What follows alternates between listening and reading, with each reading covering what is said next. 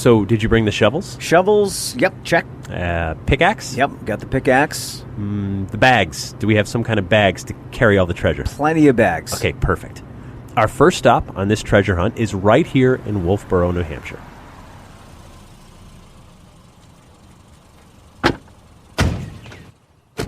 We just arrived at the site of the former Governor Wentworth mansion in Wolfeboro, though all that's left is a large rectangular stone foundation and an old plaque telling us that this was the site of the Governor Wentworth mansion. Right. It says it was built in 1769 and burned to the ground in 1820. Right. Now, this is the starting point for our treasure hunt.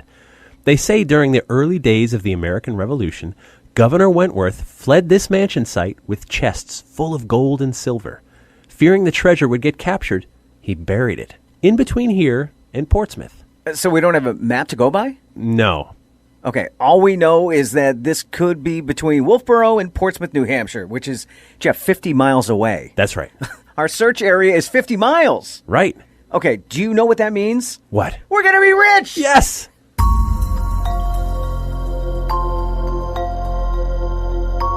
Hey, I'm Jeff Belanger, and welcome to episode 222 of the New England Legends podcast. If you give us about 10 minutes, we'll give you something strange to talk about today. And I'm Ray Auger. Thank you for joining us on our mission to chronicle every legend in New England one story at a time. Did you know so many of our story tips and leads come from you? This one did, thanks to Alana Jablonski for emailing us about this one. We love when you guys reach out to us through social media, our super secret Facebook group, or when you call or text our legend line anytime at 617-444-9683. Now, before we go hunt for Governor Wentworth's buried treasure, we want to take just a minute to tell you about our sponsor, Nuwadi Herbals. Now, just in time for the gift-giving season, you've got to check out the Nuwadi Herbals website to see some of the great gift packages they have available, like their Christmas holiday package that includes their Christmas tea and holiday soap. Nuwadi Herbals has so many great teas, it can be tough to choose, so be sure to check out their tea sampler. Choose 4 different products from their 19 different teas. Maybe some healer tea for when you're feeling under the weather, some cloud walking tea to send you off to dreamland, or some warrior tea to give a boost to the start of your day.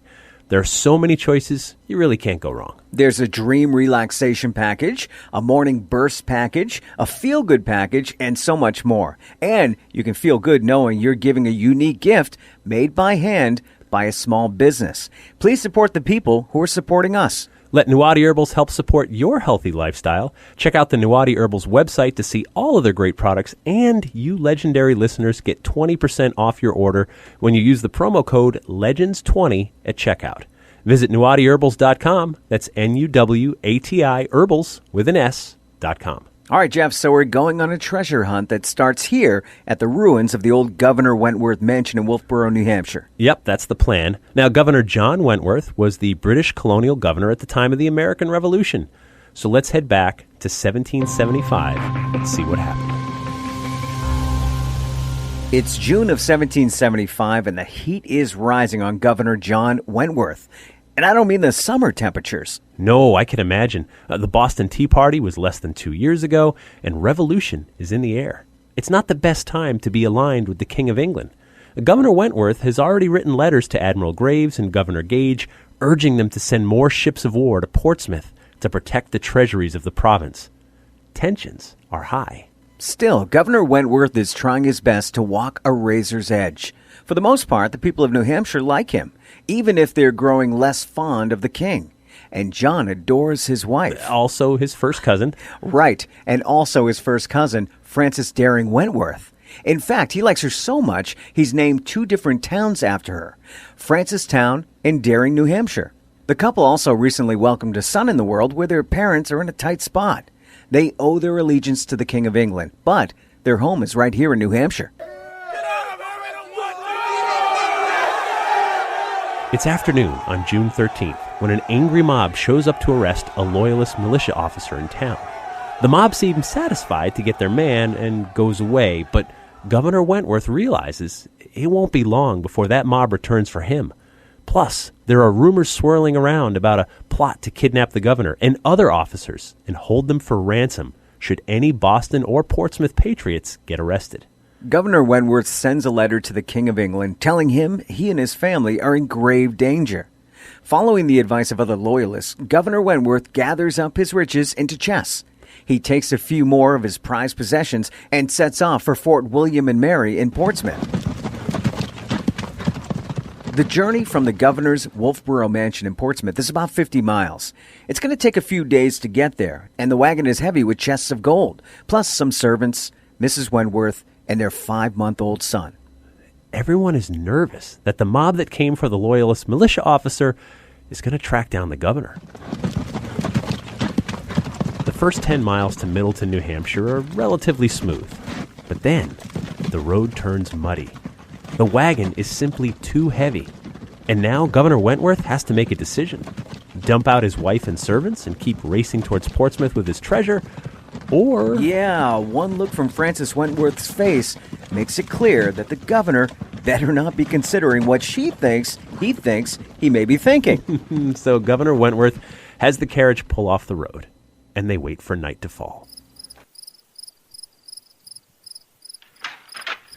Under the cover of darkness, they dig a hole and hide the treasure.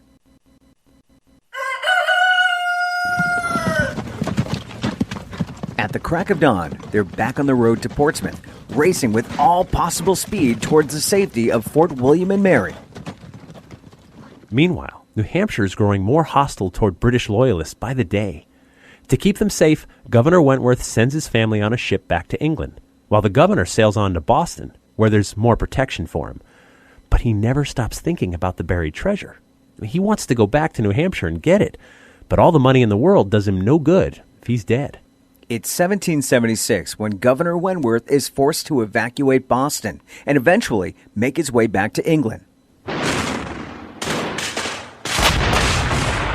The Revolutionary War has begun. Still, Governor Wentworth is certain England will win the war, and he'll return to New Hampshire to be reinstated as governor once again. It's just a matter of time. The King of England sends John Wentworth to Halifax, Nova Scotia, where he can serve as lieutenant governor while he waits out the war. Still, Wentworth can't stop thinking about the treasure he buried in New Hampshire. I mean, it's not that far to go get it, right? No, it's not. But there's a war going on, and it's not going England's way. Showing up in New Hampshire right now is too risky. Plus, well, there's another problem. What's that? Frances Wentworth is not a fan of Nova Scotia living. Maybe out of boredom or out of spite, she has an affair with Prince William, a man 20 years her junior. Ooh, that is scandalous. So not only is John Wentworth's home province of New Hampshire changing hands, his marriage is on the rocks. Considering the colonies ultimately win their independence from England, John Wentworth will never step foot in New Hampshire again. And that brings us back to today. Though centuries have passed, people have never stopped talking about Governor Wentworth's buried treasure. It's believed he buried $25,000 worth of gold and silver coins, plus silverware. Now, converting $25,000 into today's money, you're looking at about $900,000, plus the value of the silverware, plus the historical value. I'm quite sure we're north of $1 million. But all we have to go on is that he buried it somewhere between Wolfeboro and Portsmouth, New Hampshire, which is 50 miles of road. Right, but we know from the story the going got slow somewhere around Middleton, New Hampshire. Now, if we drive down Kings Highway out of Wolfeboro toward Middleton, which would roughly be near the same road Governor Wentworth traveled all those years ago, there's still tons of forest on either side of the road. Yeah, you'd have to figure he would have traveled off the beaten path enough so that people wouldn't see his tracks. Sure. But not too far because he'd be intending to return for it sometime soon. That all makes sense, yet the treasure has never been found. Now, it's also possible the story is a red herring, something meant to throw people off, that maybe the treasure is buried near his mansion in Wolfeboro. If you Google the story, it pops up on several treasure hunting websites, plus websites for people who use metal detectors to search for these kinds of things. But without more to go on, you're basically shooting in the dark over the span of miles of forest. But there's one other clue. Governor Wentworth was said to be an experienced woodsman with an eye for unique geological formations. If one is burying treasure in the woods and you intend to return for it, you might want to bury it near some kind of landmark that you can remember. So we need to comb those woods looking for something that sticks out. Yeah, it's not much to go on. No, it's not. But the story survives, and I love that it connects us to yet another buried treasure in New England. You know who we treasure here at New England Legends? Yes, I do. Our Patreon patrons. Absolutely. They help us with all our production and marketing costs. They keep us growing. For just $3 per month, they get early access to new episodes, plus bonus episodes and content that no one else gets to hear. If you want to become a bigger part of this legendary movement, head over to patreon.com/New England Legends to sign up. We love it when you guys connect with us, whether it's through our social media, the New England Legends super secret Facebook group, or when you call or text our Legend line anytime at 617-444-9683. You can leave our show closing on there for us as well. Just a heads up that my Creepy Christmas Holiday Story Tour kicks off in December. I have a bunch of live story nights, both in person and virtual, so I'd love it if you'd join me. We'd like to thank our sponsor, New Audi Herbals, and our theme music is by John Judd. Hi, this is Scout Hamill from Charlestown, Massachusetts.